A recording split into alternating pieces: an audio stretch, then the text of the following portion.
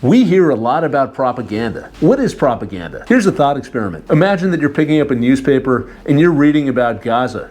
And you might read a headline that says 27,000 people were killed according to the Hamas-controlled Ministry of Health. The Hamas-controlled Ministry of Health. Well, that can't be true. Those numbers must be completely made up. Or you might hear about an attack in the Red Sea and how the Iranian-backed Houthis launched a missile, or the Iranian-backed militias launched a drone strike. Iranian-backed militias?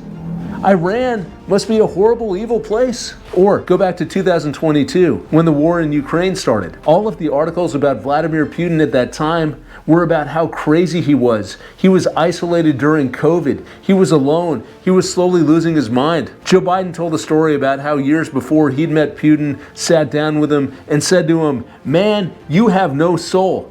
And Putin's response? Now we understand each other. Oh my God, this guy must be the devil. Not so fast. Let's step back and think about this. Why are our news programs and our newspapers constantly reminding us how evil some people are, how belligerent some nations are? It's because they're trying to sell us something. They're trying to sell us a point of view. They want us to believe that the world is a dangerous place, that we have enemies all over the place, that we have no choice except to get dragged into war. Because if we support war, we can sell more weapons. Yes, we can start wars and we can sell more weapons, and it's really that simple. The problem with propaganda is it happens in the background. We hear this stuff constantly, the same message over and over, and we don't really think about it. It's like sitting in front of a bowl of Doritos and you keep on eating and eating, and suddenly you're 10 pounds overweight. The same happens with propaganda. It goes into our mind and it hijacks our brain and it controls our way of thinking. And the more that we hear the same message, the more true it becomes. Not because it's actually true, but because we hear it and it's familiar and we believe it and everyone else believes it.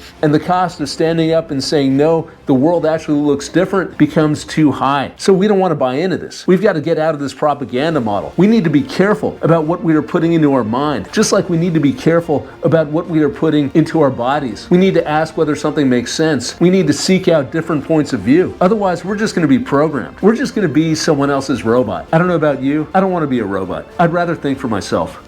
Peace.